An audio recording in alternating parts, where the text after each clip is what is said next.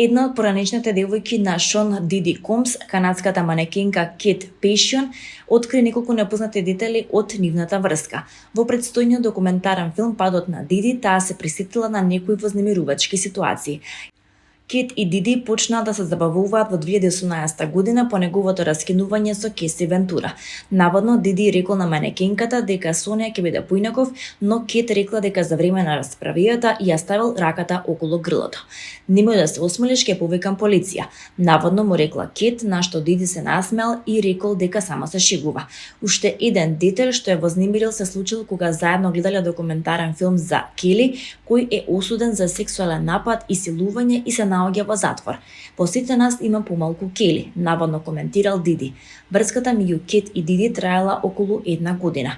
Манекенката тврди дека раперот во тоа време и се заканувал, велејќи дека не сека таа да заврши како неговата пранешна Кеси.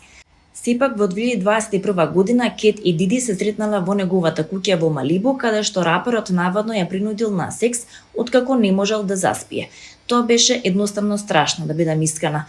Бидејќи неговиот тон и се друго се промени. Не се согласив, не ја препознав личноста која излезе од бањата и ме разбуди. Не го препознав и знаев дека никогаш повеќе нема да го видам, опишала Кет, пренесува Page 6.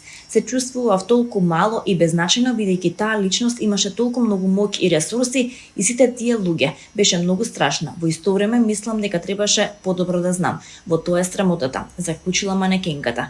Меѓутоа тоа не бил крајот на нејзиниот контакт со Диди, бидејќи Кет тврди дека раперот подоцна и се заканувал со депортација во Канада преку телефон. Кон крајот на разговорот тврди таа му рекла дека е демон, пошто Диди ја спушти слушалката. За потсетување, раперот Шон Комс неодамна поднесе тужба за клевета од $50 милиони против Кортни Барџис, човек кој претходно тврдеше дека добивал видеа од злогласните забави на Диди.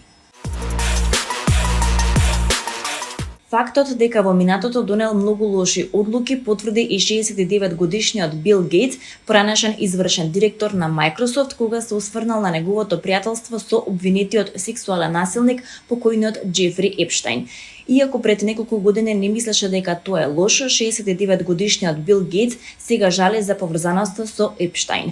Во интервју кое го даде за Wall Street Journal, поранешниот извршен директор на Microsoft зборуваше за неговите средби со покојниот Епштајн.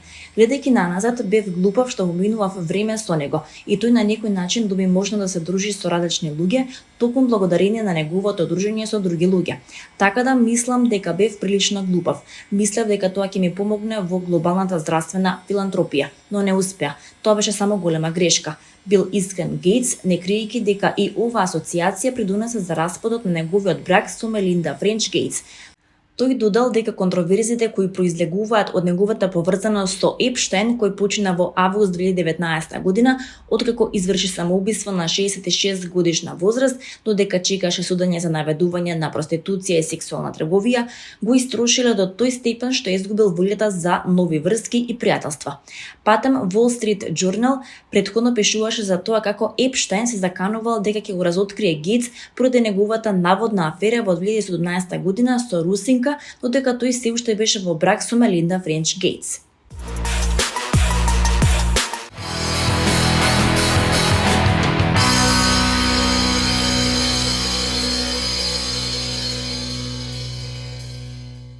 Диџеј Ахмет, дебитанскиот филм на Георги Унковски, ги комбинира свежиот хумор и музиката и емотивната драма во приказната за 15-годишниот Ахмет кој се бори да се ослободи од строгата традиција на неговата заедница во Македонија. Преку уникатна музичка подлога која ги комбинира современите и локалните звуци, филмот ја истражува длабоката врска меѓу традицијата и современите влијанија. 15-годишниот Ахмет кој живее во оддалечено село е во конфликт со својот татко, кој ја забранува музиката по смртта на неговата мајка и го присилува да се грижи за овците. Неговото секојдневие се менува кога ќе запознае Аја, германска девојка која се подготвува за договорен брак. Со неверојатната глума на Ариф Јакуб, Ахмет станува симпатичен лик кој представува надежта за нова, поемотивна верзија на машкост.